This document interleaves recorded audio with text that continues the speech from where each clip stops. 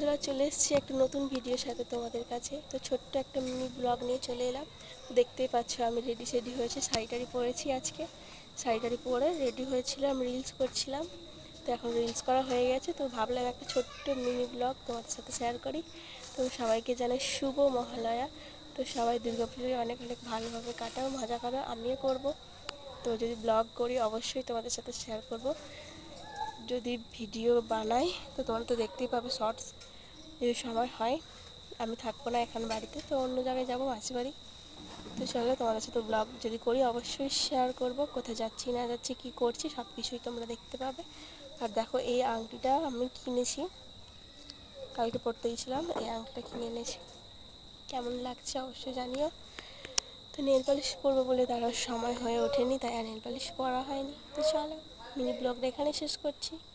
সবাইকে অনেক অনেক ভালোবাসা। টাটা।